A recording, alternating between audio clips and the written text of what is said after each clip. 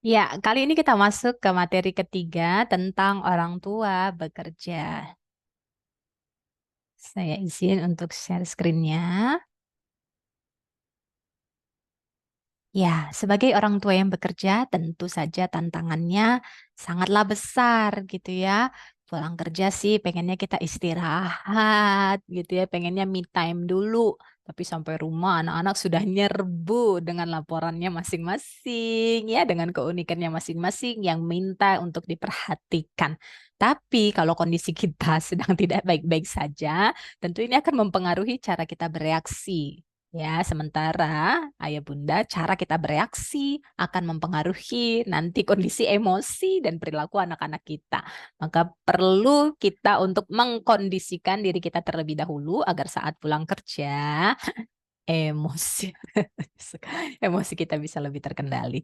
Ya, yang pertama kenali emosi diri. Ya, apa yang kita rasakan selama kita berada di kantor, di pekerjaan kita mungkin ada tekanan, mungkin ada beban yang berat, mungkin ada tugas yang belum diselesaikan, atau masih ada keputusan-keputusan yang perlu dipertimbangkan dan itu masih mempengaruhi atau mengganjal di pikiran maupun perasaan kita, kenali saja. Kenali emosi yang kita rasakan, kenali kondisi yang sedang kita alami pada saat itu. Nah, kalau ada yang masih mengganjal, berdamailah. Ya, jadi pastikan kita sampai ke rumah itu sudah dalam kondisi batin yang damai. Bagaimana mungkin, Bu? Gitu ya. Masalahnya masih ada, gimana caranya supaya damai? Ya, jadi emosi ini bisa dikelola ya, Bunda ya. Jadi tidak menunggu masalahnya selesai baru emosi itu selesai, tidak. Ya, meski masalahnya masih ada, kalau kita sudah cerdas mengelola emosi kita, it's okay, masalah tetap ada, tapi hati kita tetap baik-baik saja. Maka harus dikenali apa sih emosi yang dirasakan. Oh iya, saya merasa kesel. Tadi atasan memarahi saya. Saya merasa sedih karena tadi staf saya tidak menghargai saya. Saya merasa takut.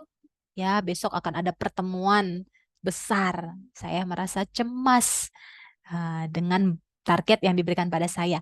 Kenali saja apa yang sedang ayah bunda rasakan ketika hendak sampai ke rumah gitu ya.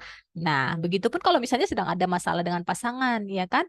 Lagi ada yang ganjel di dirinya. Kenali aja, oh saya lagi marah nih ke pasangan saya karena pasangan saya tadi bentak saya atau pasangan saya ketahuan ada cheating atau pasangan saya cuek ya. Kenali saja apa yang sedang ayah bunda rasakan. Cara mengenalinya adalah dengan bertanya pada diri sendiri, apa sih yang sedang saya rasakan? Oh iya, saya sedang merasa marah. Oh iya, saya sedang merasa cemburu. Oh iya, saya sedang merasa kesal. Ya, lalu kalau sudah dikenali, kelola emosinya. Karena bagaimana mungkin kita bisa mengelola emosi kita kalau kita sendiri tidak tahu apa yang sedang terjadi pada diri kita. Nah, cara yang paling mudah untuk mengenali apa yang sesungguhnya sedang terjadi pada diri kita adalah dengan bertanya apa yang sedang kita rasakan. Oh iya, saya sedang merasa marah. Nah, baru kemudian dikelola. Ya, fungsi dari mengelola ini adalah untuk melepaskan emosi tersebut supaya tidak berlarut-larut. Ya, jadi cara mengelolanya adalah dengan kita menyadari, ya, ada namanya istilahnya air. A itu akui bahwa kita sedang tidak baik-baik saja. I izinkan perasaan yang tidak baik-baik saja itu hadir. Jadi perasaan itu tidak ditolak, tapi dihadirkan justru. Karena dengan kita menghadirkan rasa itu, dia akan mendapatkan ruang. Dia merasa diperhatikan, dia merasa diterima. Dan dengan sendirinya perasaan yang tidak baik-baik saja itu akan surut dengan sendirinya. Kemudian yang R itu artinya relakan. Relakan perasaan itu pergi. Setelah dia puas, ya merasakan sedihnya, merasakan marahnya, setelah dikasih ruang untuk tidak baik-baik saja, dia akan pergi sendiri. Nah, boleh juga nanti ditambah dengan terapi emosi untuk benar-benar melepaskan emosi yang kita rasakan. Di sini saya berikan panduan terapi emosinya sambil teman-teman ayah bunda menghadirkan perasaan mengganjalnya. Kalau saat ini sedang merasa marah ke pasangannya, atau saat ini sedang merasa kesel atas sikap anaknya, atau kali ini lagi merasa jengkel dengan urusan kantornya, atasan ataupun stafnya. Ya, hadirkan saja perasaan itu apa adanya. Boleh pejamkan mata, ayah bunda bisa menghadirkan perasaan yang saat ini sedang mengganjal di hati. Hadirkan, kasih ruang untuk perasaan itu hadir apa adanya. Silahkan ambil waktu, ambil posisi yang nyaman, pejamkan mata, tarik nafas yang panjang, hembuskan pelan-pelan. Ya, masuk dulu ke diri sendiri. Tarik nafas yang panjang, rasakan tiap tarikan nafas membuat tubuh semakin rileks. Saya pandu ya. Nikmati saja udara yang masuk ke dalam tubuhnya, rasakan tiap tarikan nafas membuat tubuhnya semakin rileks. Oke, sekarang izinkan apapun pikiran, perasaan yang sedang mengganjal di hati ayah bunda, apakah ke pekerjaannya, apakah ke pasangannya, apakah itu ke anaknya, atau ke dirinya sendiri, hadirkan saja apa adanya perasaan itu. Contoh, misalnya ayah bunda sedang merasa bersalah, menyesal atas sikap perkataan tindakan ayah bunda selama ini dalam mengasuh anak. Mungkin ada penyesalan, ada perasaan bersalah. Ya, sekarang kita izinkan saja hadir perasaan itu. Mungkin pernah marah-marah ke anaknya, pernah bentak-bentak, pernah mukul, pernah nyubit, pernah melabel mereka dengan label yang tidak baik, pernah mendoakan yang tidak baik pada mereka, meremehkan mereka, mengabaikan mereka. Hadirkan saja rasa penyesalan itu. Apa adanya. Kasih ruang untuk perasaan itu hadir apa adanya. Oke, sekarang niatkan ya, niatkan ayah bunda untuk berdamai dengan dirinya sendiri. Ikuti saya, ikuti dalam hati, boleh juga diucapkan. Ya Allah, meskipun saya merasa bersalah, benar-benar menyesal sekali atas segala kekurangan, kesalahan, keterbatasan saya selama ini dalam mengasuh anak-anak saya. Saya pernah marah, saya pernah membentak, saya pernah memukul ataupun mencubit anak saya. Saya pernah mengata-ngatai anak saya dengan kata-kata yang kasar. Ya Allah, saya benar-benar menyesal. Namun ya Allah, semua sudah terjadi. Maka meskipun saya menyesal sekali dengan apa yang sudah terjadi, saya ikhlas menerimanya. Saya terima rasa bersalah ini ya Allah. Saya terima penyesalan di hati ini ya Allah. Sungguh saya ingin berubah dan memperbaiki diri saya. Memperbaiki pola pengasuhan saya selama ini. Memperbaiki hubungan saya dengan pasangan dan anak-anak saya. Maka ya Allah, meski selama ini kondisinya belum ideal seperti harapan saya, hubungan kami tidak baik-baik saja, masih banyak kekurangannya. Namun ya Allah, saya ikhlas, saya ridho menerima semua ini. Ya Allah, saya memaafkan diri saya. Saya manusia biasa, tidak sempurna. Saya maafkan juga pasangan hidup saya. Dia pun tidak sempurna. Maka saya maafkan segala kekurangan dan keterbatasannya. Saya terima pasangan saya apa adanya. Ya Allah, begitupun dengan orang tua dan mertua saya.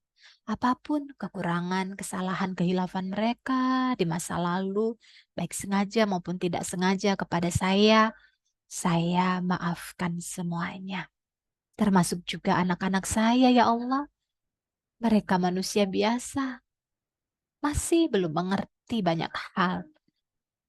Saya maafkan mereka atas sikap perkataan tindakan mereka yang selama ini membuat saya jengkel, kesel, marah, sedih, ataupun khawatir. Saya ridho ya Allah kepada anak saya. Saya ridho ya Allah kepada anak saya. Maafkan bila selama ini banyak ganjalan di hati saya kepada mereka. Sekarang ya Allah, saya putuskan untuk berdamai, memaafkan anak-anak saya, dan ridho terhadap mereka. Saya terima anak-anak saya apa adanya. Ya Allah, lapangkan pula hati mereka, memaafkan saya. Lapangkan hati orang tua, mertua, suami, istri, maupun anak-anak saya untuk memaafkan kekurangan, keterbatasan saya selama ini. Sungguh saya ingin berubah dan memperbaiki semuanya ya Allah, namun saya tak berdaya. Selama ini saya juga sudah berusaha dan ingin memperbaiki, namun masih sering mengulang kesalahan lagi. Maka kali ini ya Allah, sepenuhnya saya berserah kepadamu.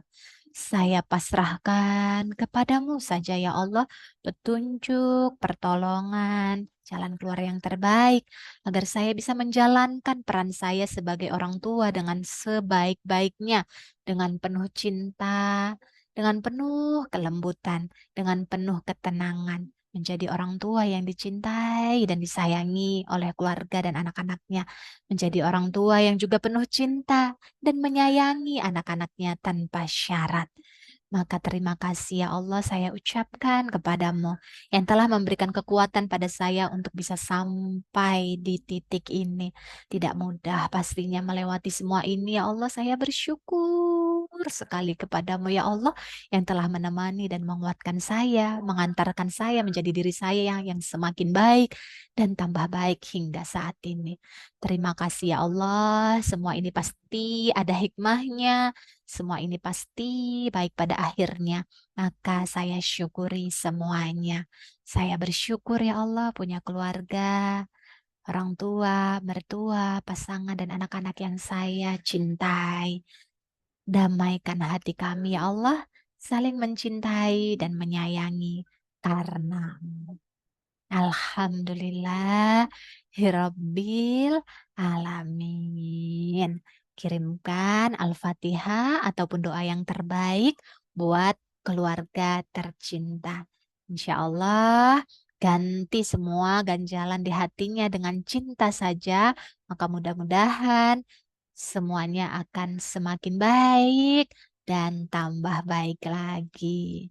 Demikian ayah bunda sekalian materi yang ketiga ya, terapi emosi, cara untuk mengenali, mengelola dan mendamaikan diri kita sendiri sehingga kita bisa menghadapi anak-anak dan segala peran kita dengan sebaik-baiknya. Terapinya boleh diulang-ulang ya, boleh disesuaikan lagi dengan kondisi yang ada ya. Rumusnya adalah terima perasaan apapun yang ada, izinkan perasaan itu hadir, lalu relakan perasaan itu pergi. Saya ikhlas, saya maafkan semuanya ya Allah, saya pasrahkan yang terbaik hanya kepada. Terima kasih.